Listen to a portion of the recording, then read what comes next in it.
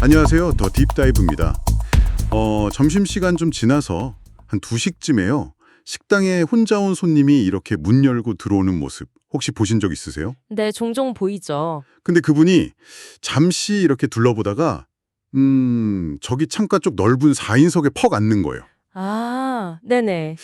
사장님 입장에서는 저 자리는 여러 명 와야 좋은데 싶다가도 아유 그래도 손님인데 하고 약간 복잡한 표정 지으실 법한 그런 상황. 꽤 익숙하죠? 네, 정말 그렇죠. 마음이 좀 복잡해지는 순간이죠. 그래서 오늘 바로 이 풍경, 왜 혼자 와서 굳이 그 넓은 4인석에 앉을까? 이 이야기를 좀 깊이 파헤쳐 보려고 합니다. 흥미로운 주제네요. 이게 그냥 그 손님이 눈치가 좀 없어서 그런 걸까요? 아니면 우리가 놓치고 있는 어떤 시장의 변화, 새로운 공간의 경제학 같은 게 숨어 있는 걸까요?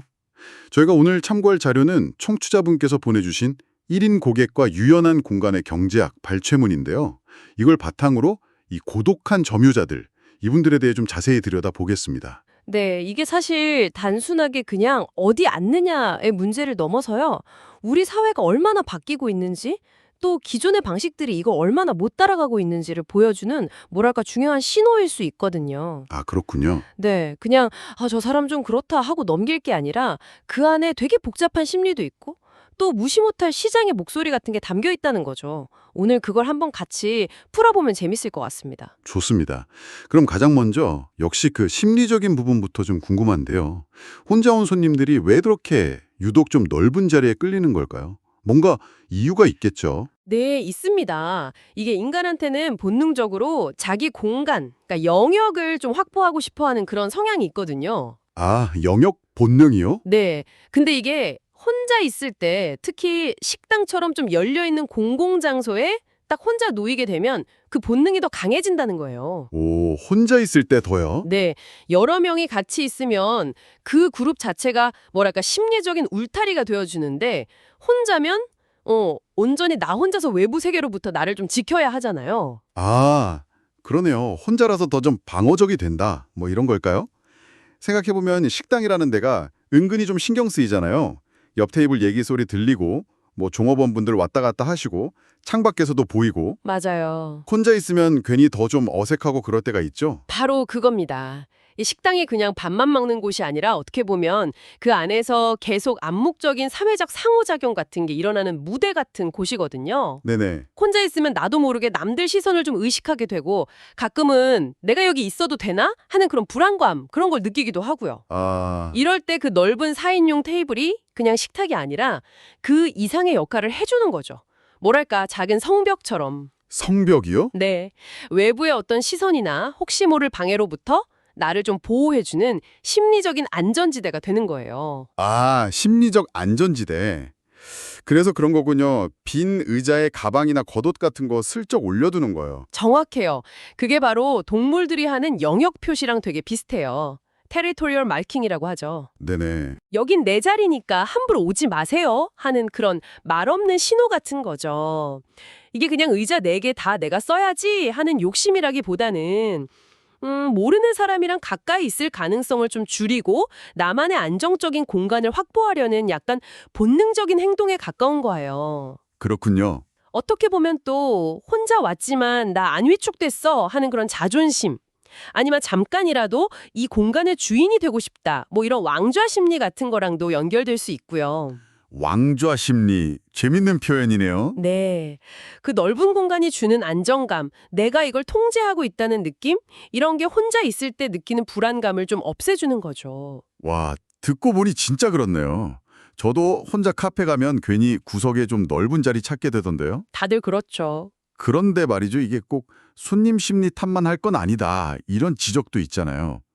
오히려 식당 공간 구조 자체가 문제다. 이런 거요. 네. 그게 어떻게 보면 문제의 핵심일 수도 있습니다. 자료에서도 그 부분을 되게 날카롭게 지적하는데요.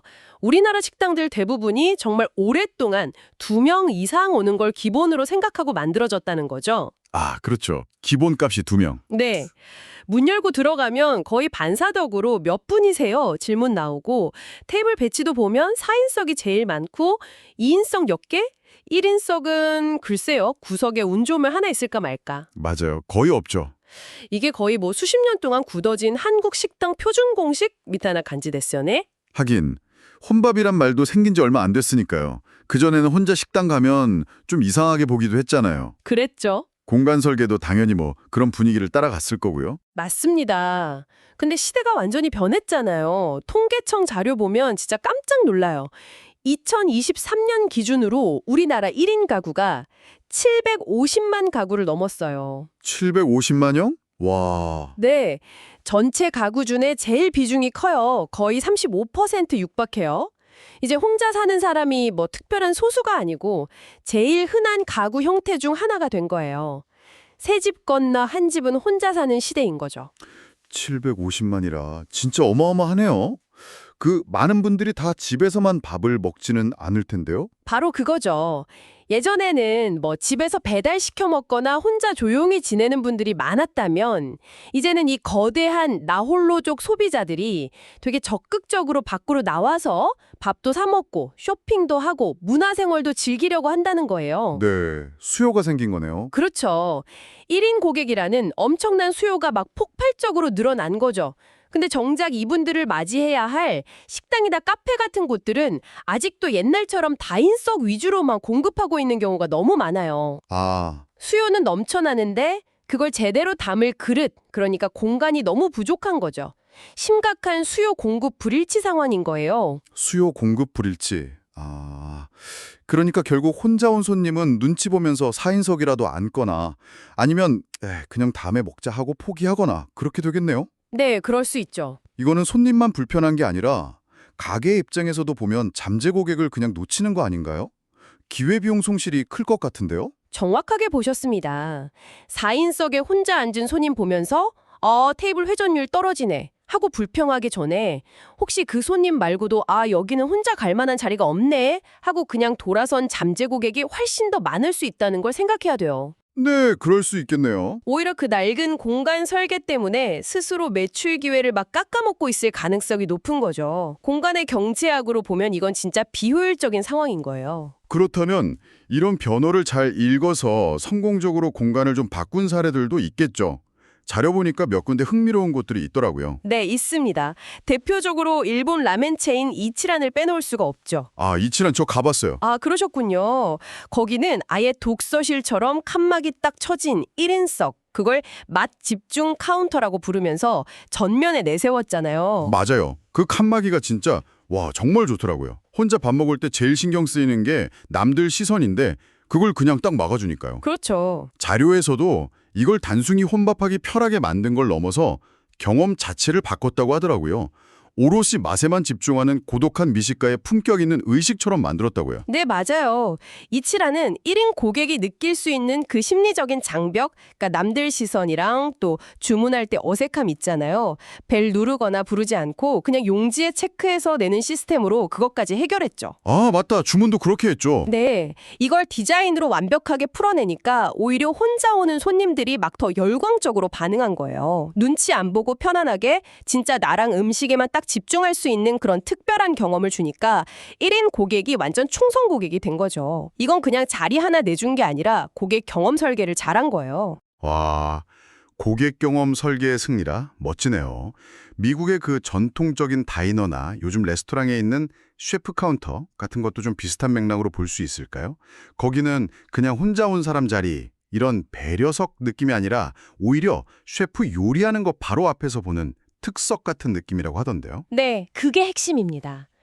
배려석이냐, 특석이냐.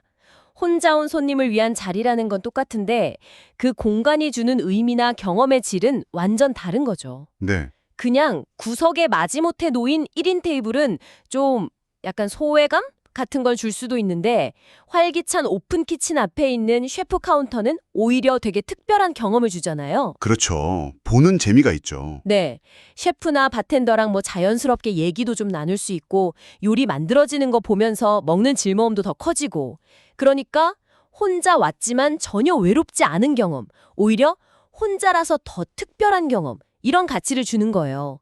이런 경험에는 돈을 더 내더라도 기꺼이 오겠다는 1인 고객들이 많다는 거죠. 아, 그러네요.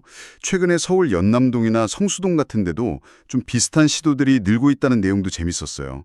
창밖 보면서 쭉 나란히 앉는 바 테이블이라든지 아니면 아예 1인용 작은 소반에 딱 정갈하게 한 상 차려 나오는 밥집 같은 거예요. 네, 많이 생겼죠. 그런 곳들은 딱 보면 아, 혼자 오셨어요. 잘 오셨어요. 여기가 제일 좋은 자리예요. 이렇게 말해주는 듯한 느낌을 준다고 하더라고요. 맞습니다.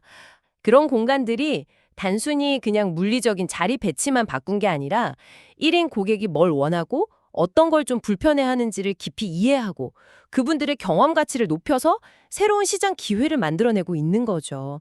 정말 성공적인 사례들이에요. 공간 디자인을 조금만 바꿔도 고객이 아, 나 환영받는구나 하고 느끼는 게 달라지고 가게 이미지도 좋아지고 결국에는 매출로까지 이어질 수 있다는 걸 아주 잘 보여주는 거죠. 공간을 어떻게 만들고 운영하느냐가 진짜 고객 경험의 질을 결정하는 핵심인 거예요. 와, 정말 그러네요. 처음에는 그냥 저 사람은 왜 넓은 자리에 앉을까? 이렇게 단순하게 생각했는데 쭉 얘기를 듣고 보니까 그 4인석에 앉았던 혼자 온 손님이 완전 다르게 보여요. 네, 어떻게 보이시는데요? 그분이 어쩌면 그냥 눈치 없는 빌런이 아니라 시대는 변했는데 왜 공간이랑 서비스는 그대로냐? 이렇게 온몸으로 외치고 있는 메신저일 수도 있겠다. 이런 생각이 드네요. 저기요, 저 혼자서도 좀 편하고 기분 좋게 밥 먹을 수 있는 그런 멋진 자리 좀 만들어주세요. 이렇게요. 아, 메신저. 네, 그렇게 볼 수도 있겠네요. 의미 있는 해석입니다. 오늘 저희가 함께 나눈 이 이야기 청취자 여러분은 어떻게 들으셨나요? 특히 뭐 식당이나 카페 아니면 다른 공간을 운영하시거나 디자인하시는 분들이라면 이 거대한 1인 고객 시장의 변화를 어떻게 받아들이고 또 내 공간에는 이걸 어떻게 좀 창의적으로 적용해 볼 수 있을까 한번 고민해 보시는 것도 좋을 것 같습니다. 네, 통계는 이미 우리에게 미래를 보여주고 있잖아요. 1인 가구 1000만 시대가 진짜 코앞인데 이제 공간 디자인이나 고객 응대 방식을 바꾸는 건 뭐 하면 좋은 것 정도가 아니라 생존을 위한 필수 전략이 되어가고 있는 거죠. 아까 자료 마지막 질문처럼 당신의 가게는 아직도 습관처럼 두 분이세요? 라고만 묻고 있습니까? 아니면 혼자 온 손님을 가장 멋진 창가 바 테이블이나 아늑한 1인석으로 자신 있게 안내할 준비가 되었습니까? 이 질문이 지금 우리 비즈니스가 얼마나 시대 변화에 발맞추고 있는지를 딱 돌아보게 하는 것 같아요. 네, 정말 뼈아픈 질문일 수도 있겠네요. 여기서 조금만 더 나아가서 생각해 볼 지점도 있는 것 같아요.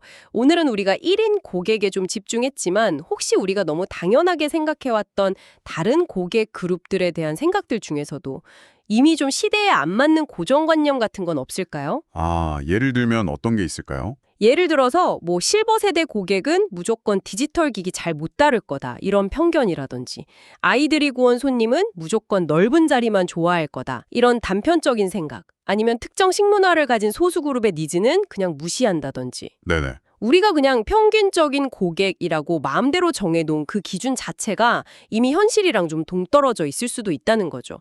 오늘 얘기 나눈 게 우리가 서비스를 제공하는 모든 고객 그룹을 좀 더 세심하게 그리고 좀 더 유연하게 바라보는 그런 계기가 되면 좋겠습니다. 네, 정말 중요한 지적인 것 같습니다.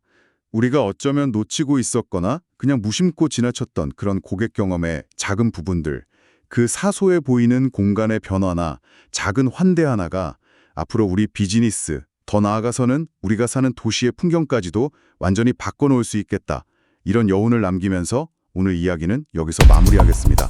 더 딥다이브였습니다.